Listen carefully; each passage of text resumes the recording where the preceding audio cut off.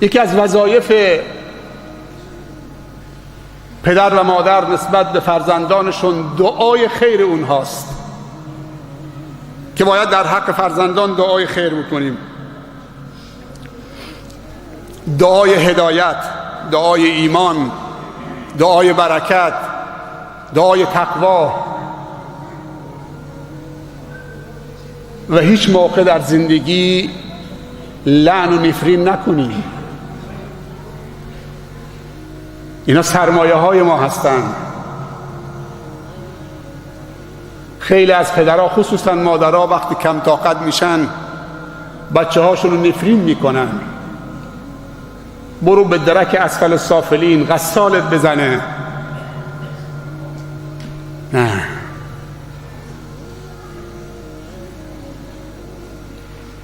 دعای هدایت بکنید.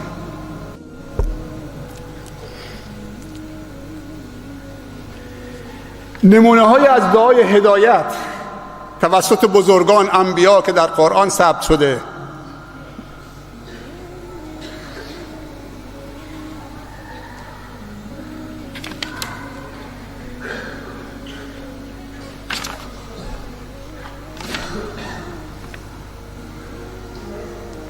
ربنا هب لنا من ازواجنا و ذریاتنا قرة اعین واجعلنا للمتقین اماما. صفات عباد الرحمن، صفحه آخر سوره فرقان. خدایا همسران ما و فرزندان ما را چشم روشنی ما قرار بده و ما را پیشوای متقیان قرار بده.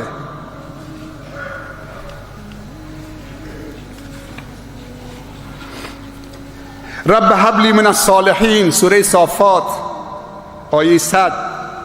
پروردگارا فرزندان و ذریه صالح نصیب من بگردان.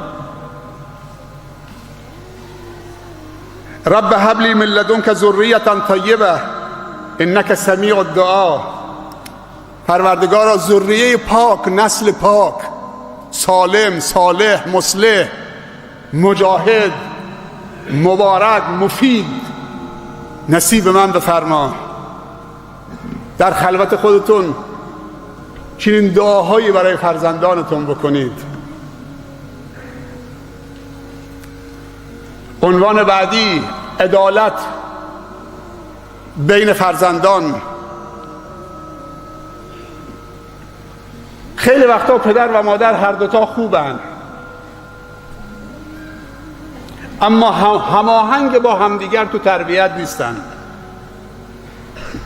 پس عدالت و هماهنگی بین پدر و مادر. قبل از اینکه چیزی به فرزندان بگید با همدیگه به توافق برسید. اگر پدر آمد فرزندش رو نصیحت بکنه یا تنبیه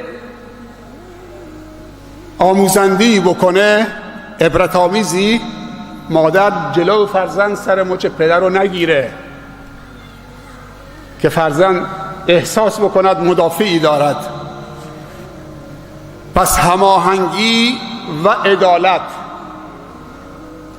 در نگاهت نسبت به فرزندانت،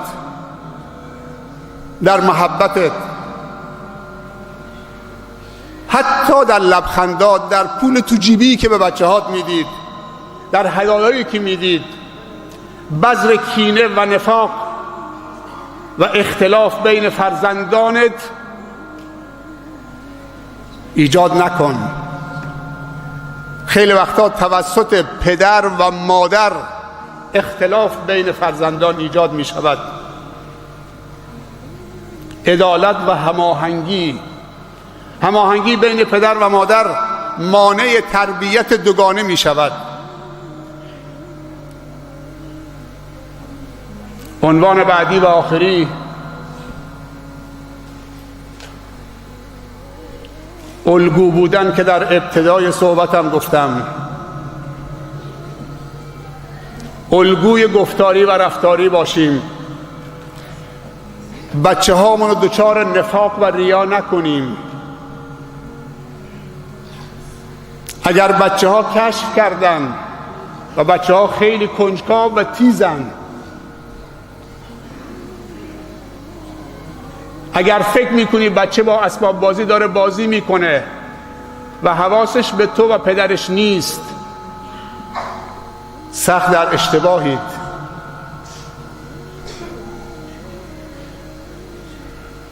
اونجا داره بازی میکنه، مشغول با اسباب بازی، اما گوشش و هوشش پیش توست. پدری میگفت در زدن در خونه، به پسرم گفتم بابا برو در باز کن، اگه کسی سوال منو کرد بگو بابا گفته بابا خونه نیست، بگو بابا خونه نیست، بگو خونه نیست. پسر رفت و برگشت، گفت بابا کی بود؟ گفت بابا یکی تو رو میخواست. گفت چه گفتی؟ پسر گفتم بابا گفته بابا خونه نیست. بچه دروغ نمیفهمه، بچه پاکه، بچه نفاق نمیفهمه. ما بچه هامونو منافق، ریاکار بار نیاریم. گفته بابا خونه نیست. خب چرا اینطوری گفتید؟ تو به من گفتید، الان حرف بزرگترم گوش ندم، تو به من گفتید، من عین حرف تو تحویلش دادم.